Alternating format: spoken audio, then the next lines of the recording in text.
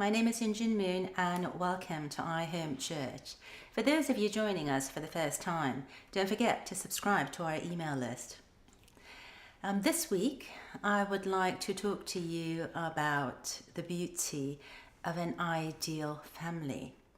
And I often like to joke about how, when we've prayed to God about wanting this opportunity to build beautiful families or ideal families, well, God gave us exactly that, in that we have to deal with really in terms of experiencing the process of building an ideal family. Ideal with my family, with my siblings, with my parents, with my children, in order to really become that beautiful core of love.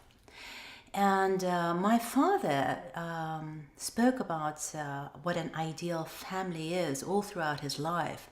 But I want to share with you this one quote that he gave in 1992, March 3rd.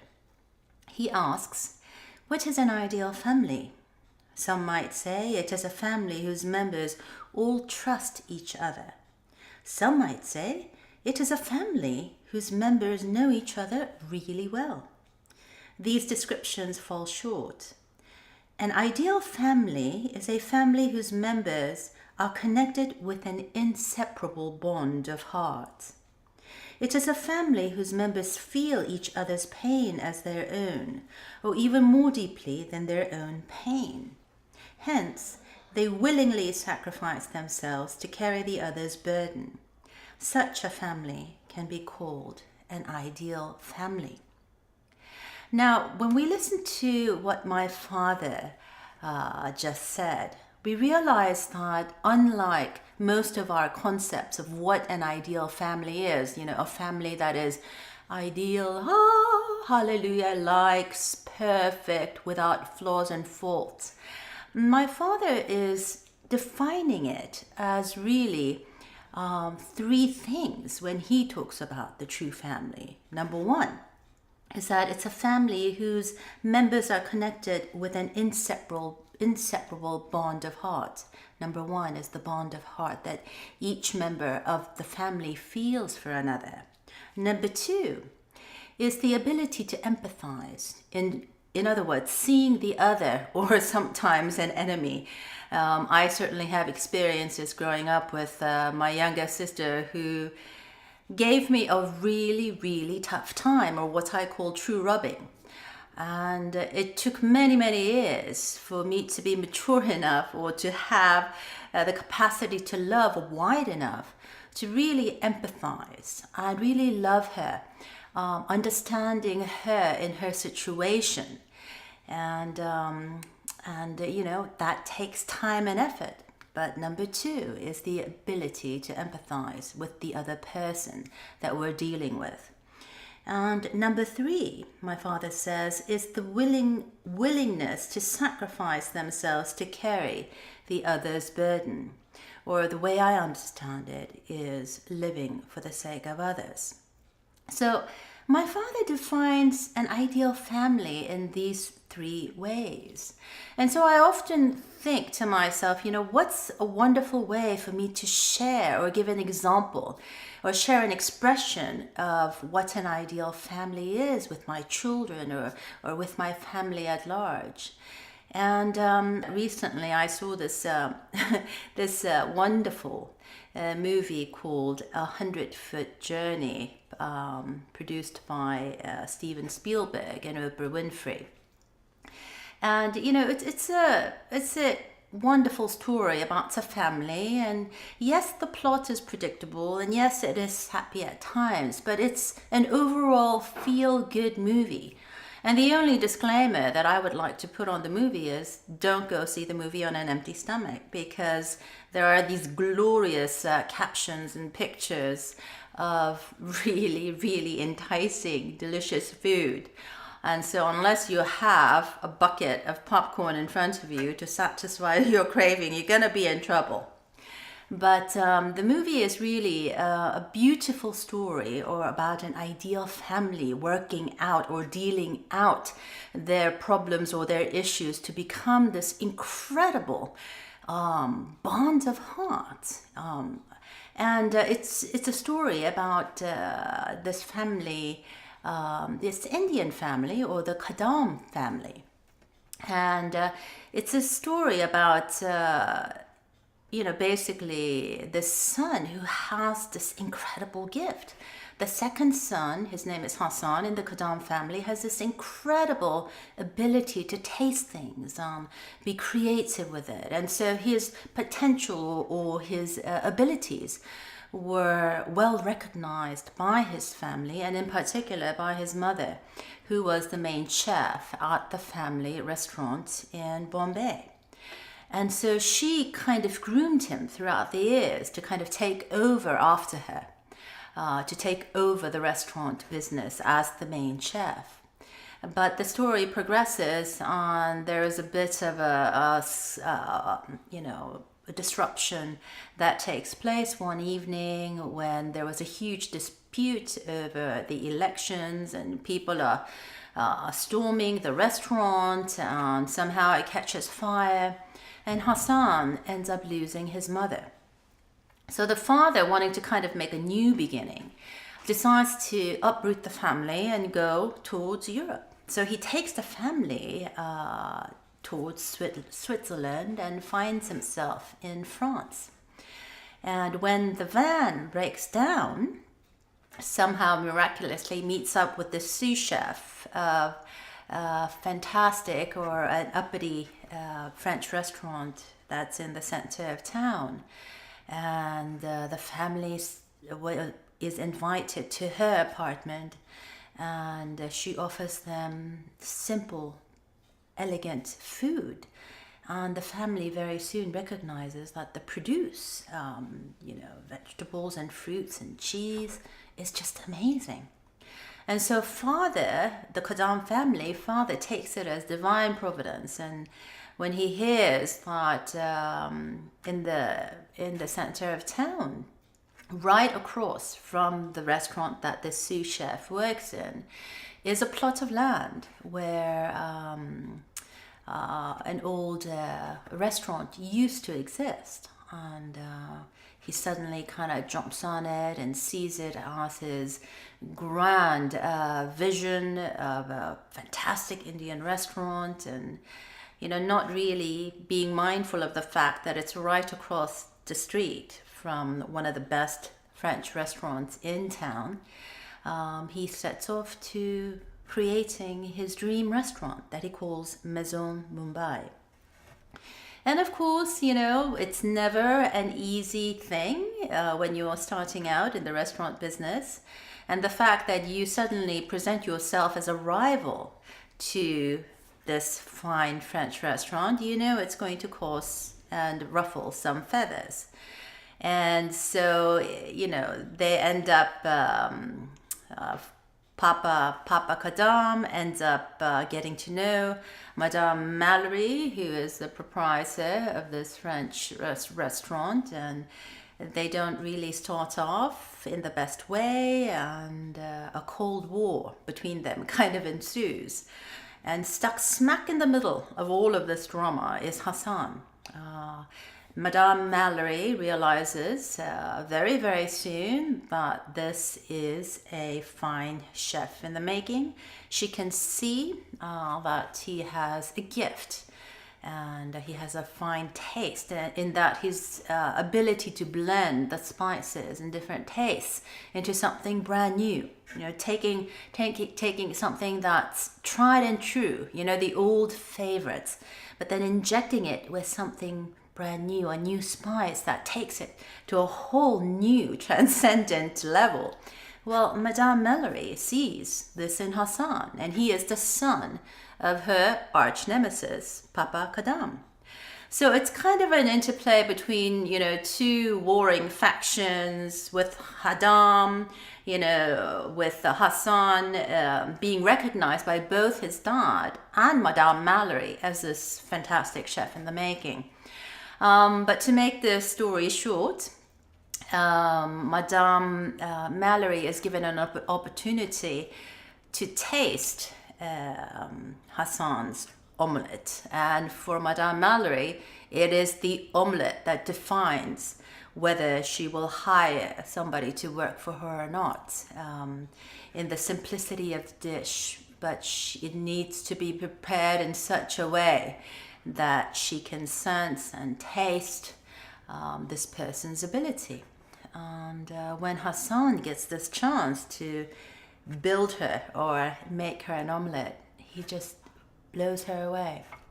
And so she invites him to come and cook for her, which is not going to make the daddy, Papa Kadam, too happy.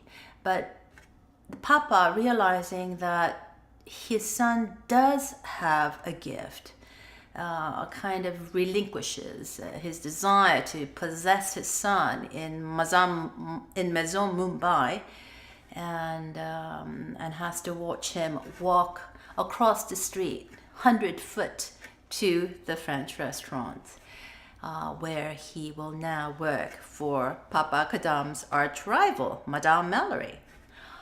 And of course, just as Madame Mallory predicted, once he started working there, the restaurant was just infused with new energy, with new spirit, and the restaurant was able to get the second Michelin star, which is what Madame Mallory has been waiting her whole life to receive. So it's a tremendous day of celebration. And of course, when the second Michelin star is given to Madame Mallory's restaurant, Hassan suddenly finds himself in the spotlight. And now Paris is coming calling and wants Hassan. So Hassan packs up his gear and says goodbye to his family, heads on over to Paris, starts working in this Paris restaurant, soon takes over and takes it to another level, and he becomes the toast of Paris. But in his journey of really kind of achieving and accomplishing his dream of being this incredible chef, he is constantly plagued by this feeling of loneliness, a feeling of emptiness, because he misses his family, and he misses this girl Marguerite, who is the one who really took them in when their van's brakes failed, and ensuing later developed into a romantic relationship between the two of them. And so he realizes that his heart is not at the citadel of the superstardom that he found himself in. So instead of forgetting or leaving behind his past, he realized that he reached the pinnacle of his stardom or success precisely because of the kind of a culture, or the kind of a family, or the kind of a background that he came from. So of course the movie ends up with a really, really lovely happy ending. He comes back, he tells everybody that he's going to run the French restaurant together with Madame Mallory and with Marguerite as his new partner.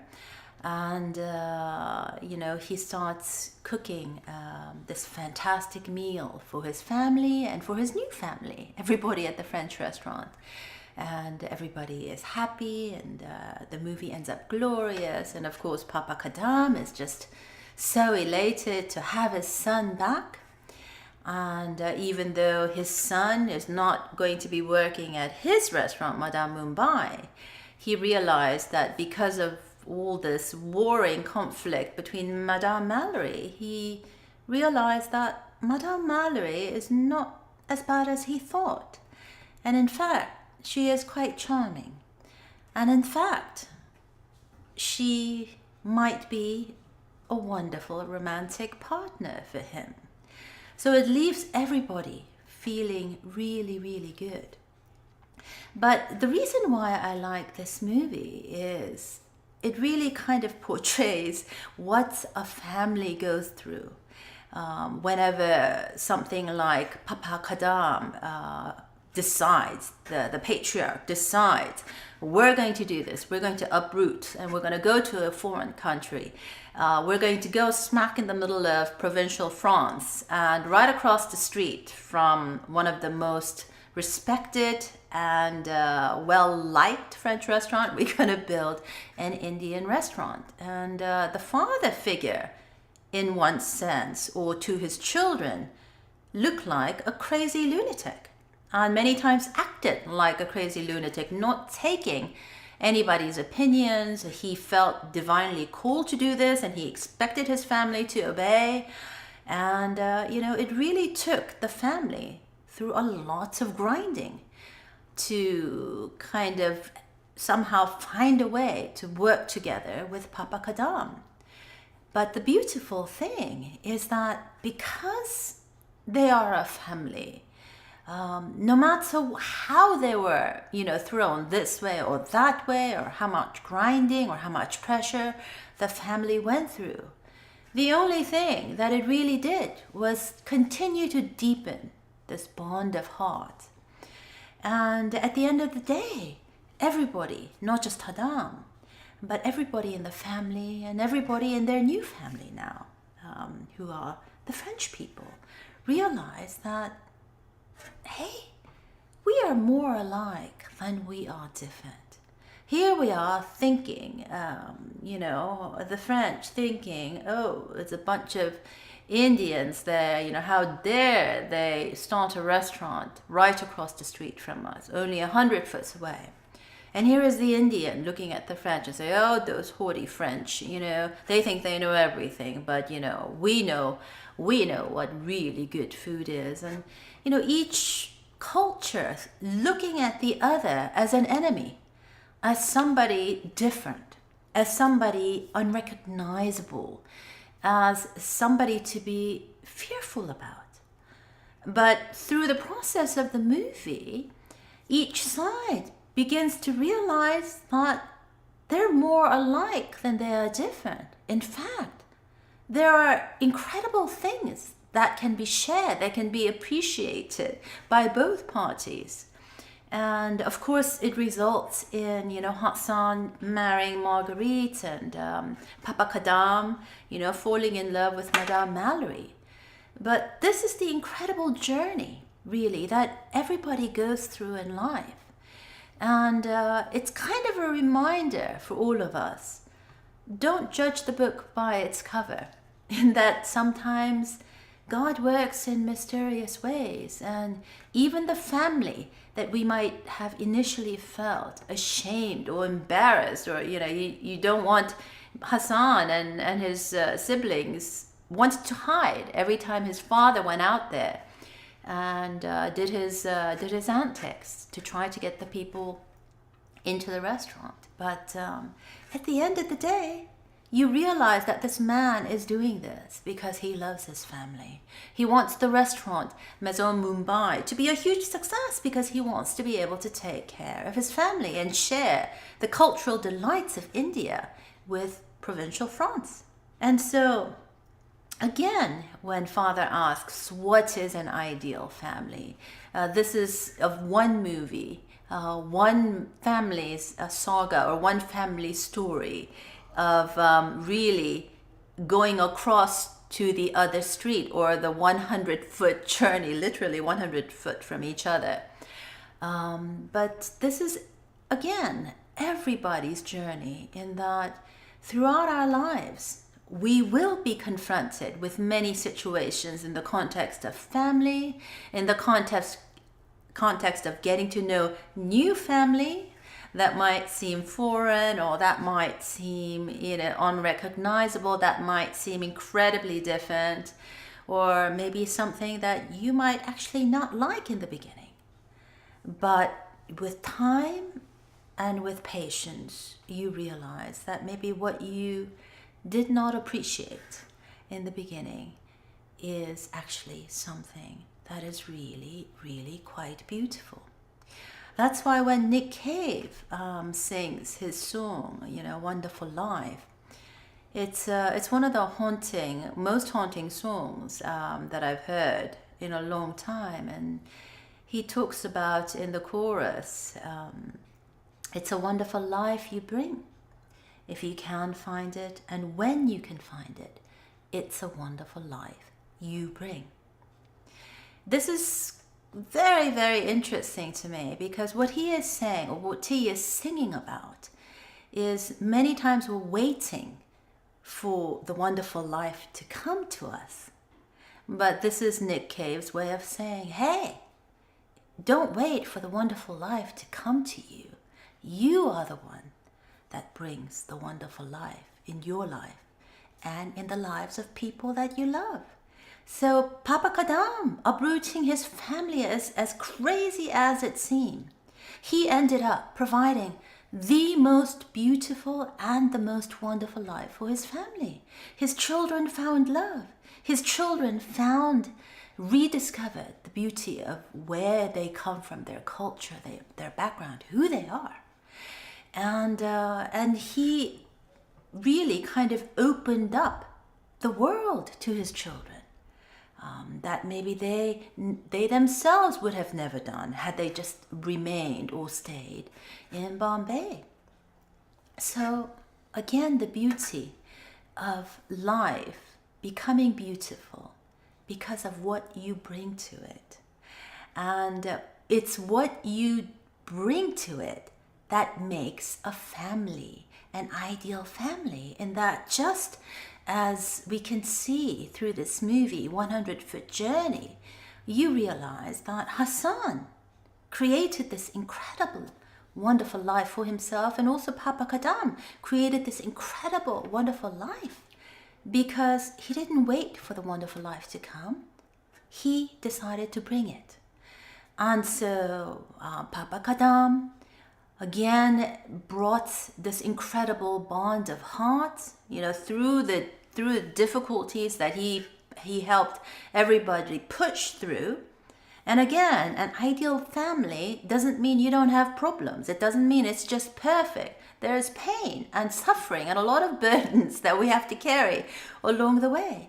But that's what being in a family is all about. And so through Papa Kadam, the family experiences the importance or the preciousness of the bonds of heart. That is really the core of what a family is all about. And because of Papa Kadam, the family experiences, this opportunity to learn how to empathize, learn how to really see the other as yourself, and really not just see the other as yourself, but learn to love and appreciate and even sympathize with the other as you would yourself. And through Papa Kadam's uprooting of the Kadam family from Bombay to France, you have the experience of every member of the family living for the sake of others. Each son and a daughter pulling their own weight, and many times pulling the weight of their siblings if somehow they were incapacitated, to really kind of make the family what it is. And so when my father says that an ideal family is a family whose members are connected with this inseparable bond of heart, I certainly experienced that with my bucket of popcorn, with my beloved, my husband and I, we were able to manage to whisk ourselves away from our family duties for a couple hours. And it's corny, it's sappy, it's predictable, but chomping on our popcorns and watching this movie, we had a fantastic time. So go check it out with your family and with your loved ones, and I look forward to hearing your story about your family in the future. But take care and have a great week. Bye. Come in, babe, across this purple field. The sun has sunk behind you across this purple field.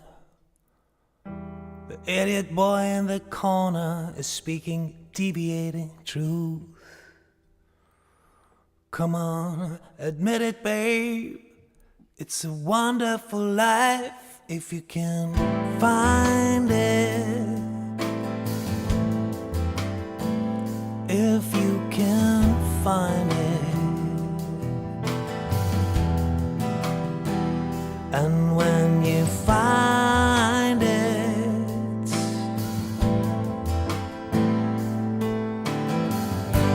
oh, it's a wonderful life that you bring.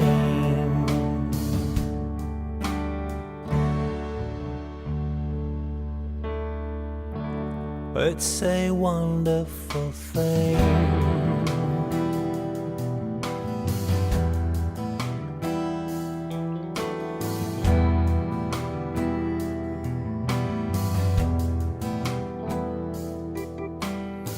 Speak our secrets into your hands and hold it in between.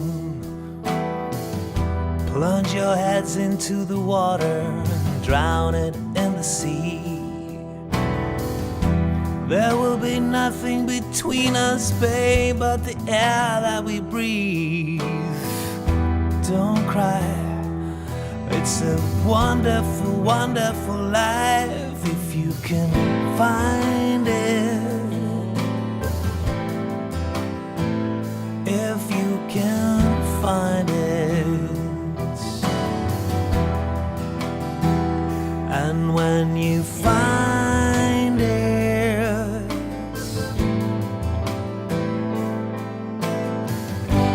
oh, it's a wonderful life that you bring.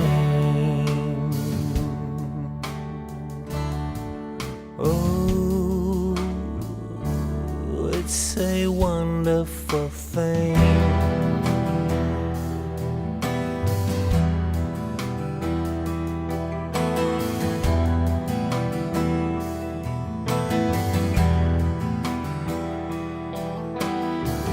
We can build our dungeons in the air and sit and cry the blues. We can stomp across this world with nails hammered through our shoes. We can join that troubled chorus who criticize us and accuse. It don't matter much, babe. We got nothing much to lose but this wonderful life. Find it, and when you find it, 'cause when you find it,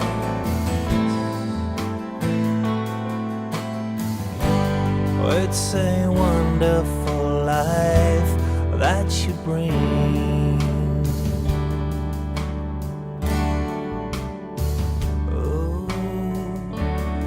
It's a wonderful thing.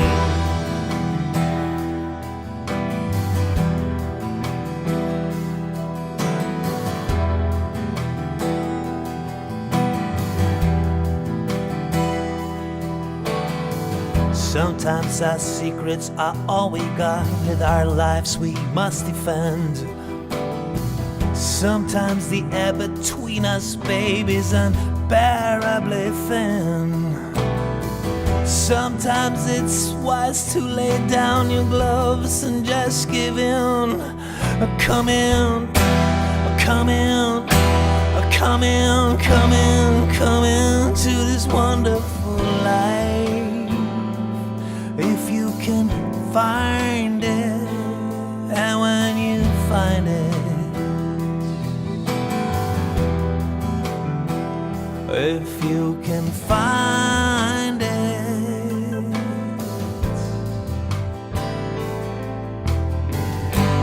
oh, it's a wonderful life that you bring.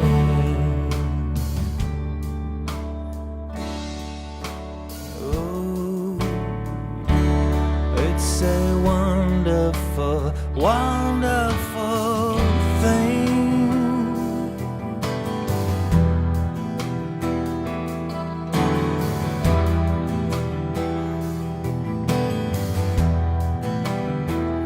It's a wonderful life. It's a wonderful life. It's a wonderful life.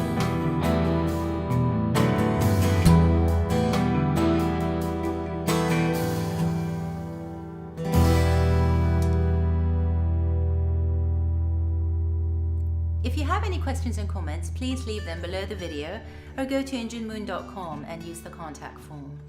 And don't forget to subscribe to our email list. And if you would like to contribute to our work here at iHome Church, please click on the donate button. Thank you and take care.